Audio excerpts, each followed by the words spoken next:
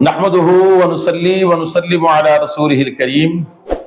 اما بعد فاعوذ باللہ من الشیطان الرجیم بسم اللہ الرحمن الرحیم۔ برادران ملت اسلامیہ، السلام علیکم ورحمۃ اللہ وبرکاتہ۔ آپ دیکھ رہے ہیں ہمارا چینل صدائے حق اور میں ہوں محمد خالد محمود نعیمی حمدانی۔ حضرات محترم، ہم آپ کے سامنے اللہ کے پیارے نبی صلی اللہ تعالی علیہ وآلہ وسلم کی مبارک اور پاک سیرت کا بیان کرتے ہوئے آ رہے ہیں۔ پچھلے پروگرام میں آپ کے سامنے بیان کیا گیا تھا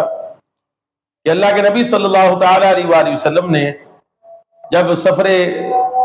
طائف کا ارادہ فرمایا اور آپ طائف کی وادی میں پہنچے اور طائف کے لوگوں کو جب آپ نے اسلام کی دعوت دی اور ان کے سامنے اسلام کی دعوت پیش کی تو انہوں نے جو ہے نہ صرف آپ کی دعوت کو جھٹلایا،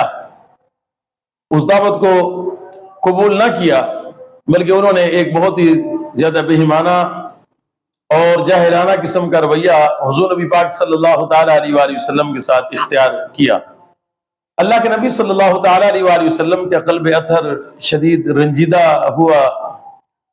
اللہ کے نبی صلی اللہ تعالی علیہ وآلہ وسلم شدید مغموم ہوئے۔ اب یہ وہ ایام ہیں اور یہ وہ لمحات ہیں، یہ وہ گھڑیاں ہیں کہ جب پے در پے جو ہے حضور نبی کریم صلی اللہ تعالی علیہ وآلہ وسلم کو جو ہے وہ غم اور اس طرح کی دل کو رنجیدہ کرنے والی واقعات کا سامنا ہو رہا ہے۔ ابھی کچھ ہی تو ٹائم گزرا ہے کہ اللہ کے نبی صلی اللہ تعالی علیہ وآلہ وسلم نے جو ہے وہ شیب ابی طالب کا معاہدہ جو تھا کفار مکہ کا وہ ختم ہوا ہے اور وہاں کا محاصرہ ختم ہوا۔ ابھی اس کے اثرات ختم نہیں ہوئے تھے کہ حضرت ابو طالب جو شروع سے حضور نبی پاک صلی اللہ تعالی علیہ وآلہ وسلم کے ساتھ جو ہے وہ بالکل سائے کی طرح کھڑے تھے اور ہر میدان میں ہر جگہ پر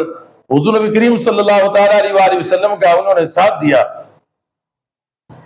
تو ان کا بھی وصال مبارک ہو گیا۔ پھر حضور نبی کریم صلی اللہ تعالی علیہ وآلہ وسلم کی گھر کے اندر جو ہے وہ آپ کی دلجوئی کرنے والی، آپ کا حوصلہ بڑھانے والی، آپ کو جو ہمت دلانے والی آپ کی شریک حیات حضرت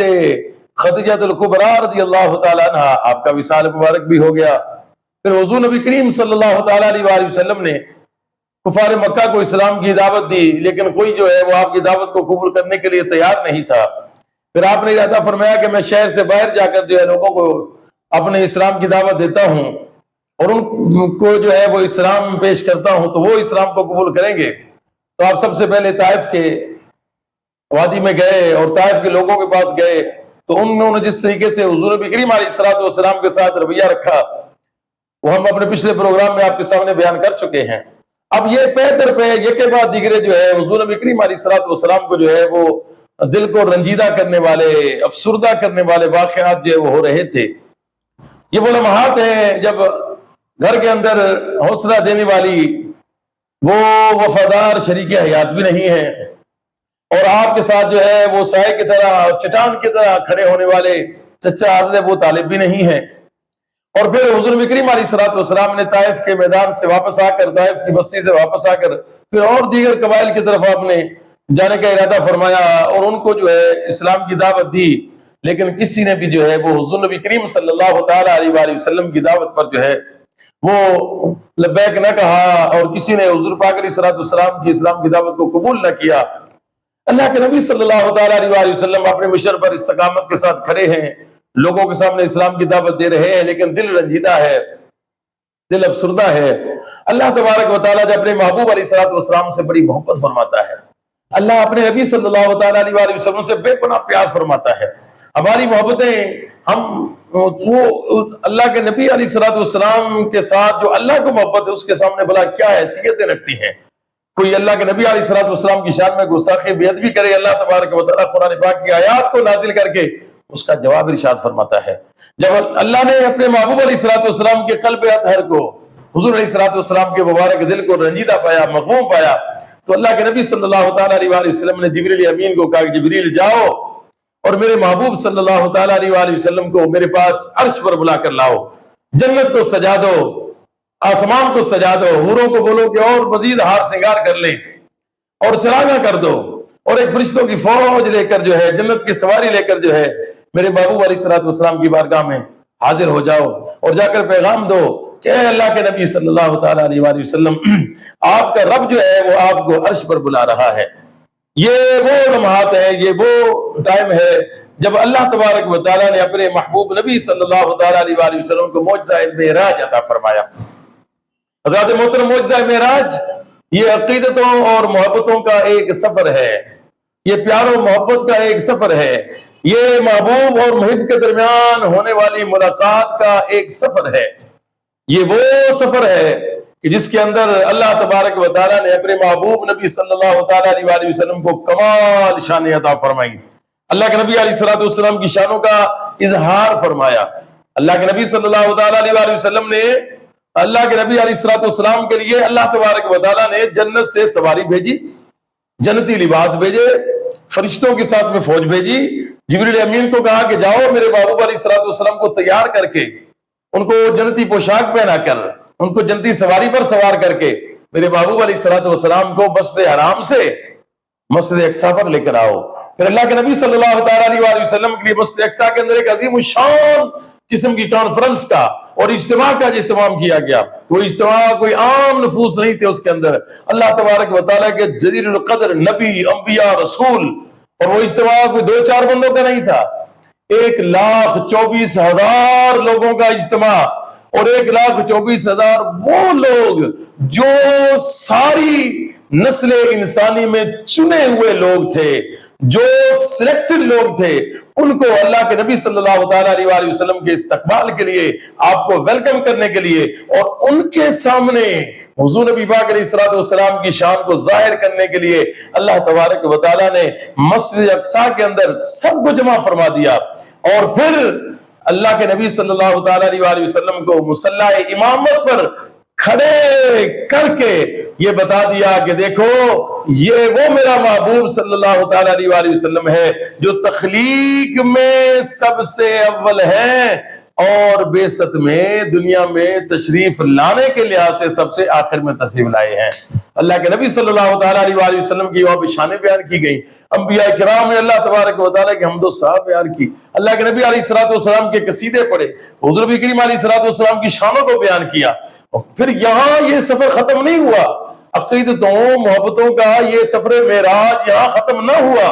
بلکہ پھر اللہ نے فرمایا کہ جبریل میرے محبوب کو آسمانوں پر لے کر آؤ۔ اللہ کے نبی علیہ الصلوۃ والسلام کو آسمانوں پر بلایا گیا، پہلے آسمان کی سیر کرائی گئی، وہاں پہ وزٹ کروایا گیا، پھر دوسرے آسمان، پھر تیسرا آسمان، پھر چوتھا، پھر پانچواں، چھٹا، ساتواں، پھر جنت کی سیر کرائی گئی، جنت کے سارے باغات اور وہاں کے جو نظارے تھے وہ دکھائے گئے، جہنم کا بھی نظارہ کرایا گیا اللہ کے نبی علیہ الصلوۃ والسلام کو، اور پھر ساتھ ساتھ پھر لامکاں پر، یعنی سدرۃ المنتہا جہاں جبریل امین بھی رک گئے، اور پھر وہاں سے آگے اللہ کے نبی صلی اللہ تعالیٰ علیہ وآلہ وسلم تشریف لے گئے، لامکاں کہ جہاں کوئی مکان ہی نہیں ہے، لامکاں کہ جہاں کوئی نام و نشان ہی نہیں ہے، جہاں کسی چیز کا کوئی وجود ہی نہیں ہے، وہاں نور ہے، نور ہے، نور ہے۔ اللہ نے اپنے نبی صلی اللہ تعالیٰ علیہ وآلہ وسلم کو لامکاں پر بلایا، اور پھر بلا کر ایسے نہیں کہ بلایا نہیں، بلکہ اللہ کے نبی علیہ الصلوۃ والسلام کو اللہ نے اپنا دیدار عطا فرمایا۔ اللہ کے نبی علیہ الصلوۃ والسلام کے ساتھ پیار محبت کی باتیں ہوئیں، تحائف کا تبادلہ ہوا، ایک دوسرے کو تحائف دیے گئے، پیار و محبت کی باتیں ہوئیں، راز و نیاز کی باتیں ہوئیں، محبوب علیہ الصلوۃ والسلام کو حوصلہ دیا گیا۔ اللہ کے نبی علیہ الصلوۃ والسلام کے دل کے اوپر رنجیدہ تھا، مغموم تھا، پے در پے غم کے واقعات کی وجہ سے اللہ نے اپنے محبوب علیہ الصلوۃ والسلام کے ساتھ کیا نوازشات کا، کیا اکرامات کا، کیا انعامات کی بارشیں فرمائی۔ حضور نبی کریم علیہ الصلوۃ والسلام پھر تشریف لائے، اور پھر اللہ نے، حضور نے اپنی عاجزی، اپنی انکساری اللہ کی بارگاہ میں پیش کی، اللہ تبارک و تعالیٰ نے انعامات عطا فرمائے۔ اللہ نے محبوب علیہ الصلوۃ والسلام کو نماز کی صورت میں، روزوں کی صورت میں، دیگر اعمال کی صورت میں، حضور نبی پاک علیہ الصلوۃ والسلام کو تحائف عطا فرمائے۔ تحفے دیے اور پھر امت کی بخشش کا وعدہ بھی اللہ سے اللہ کے نبی علیہ الصلوۃ والسلام نے دیا. پھر اللہ کے نبی علیہ الصلوۃ والسلام تشریف لائے. یہ وہ سفر معراج ہے جو صرف ایک سفر ہی نہیں بلکہ محبوب اور محب کے درمیان ہونے والی ایک ایسی ملاقات ہے کہ جس کا کوئی تصور کر نہیں سکتا ہے, کیونکہ اللہ کا دیدار کرنا یہ کسی کے بس کی بات ہی نہیں ہے. موسیٰ علیہ السلام کے لیے تو فقط پہاڑ پر جو ہے ایک تجلی ڈالی گئی, وہ پہاڑ ریزہ ریزہ ہو گیا. موسیٰ علیہ السلام زمین پر تشریف لے آئے اور اس تجلی کو برداشت نہ کر سکے, مگر اللہ کے نبی صلی اللہ تعالی علیہ وآلہ وسلم نے اپنے رب کا بغیر حجاب کے چکچکی باندھ کر دیدار کیا, اور دیدار ایسے کیا کہ رج رج کے جی بھر کے اللہ کا دیدار کیا اور اپنے رب کے مکھڑے کو دیکھا. وہ کیسا تھا, وہ کس حالت میں تھا, وہ خدا جانتا ہے یا مصطفیٰ جانتا ہے کہ خدا کی عظمتیں کیا ہیں. محمد مصطفیٰ جانے مقام مصطفیٰ کیا ہے, محمد کا خدا جانے. امید کرتا ہوں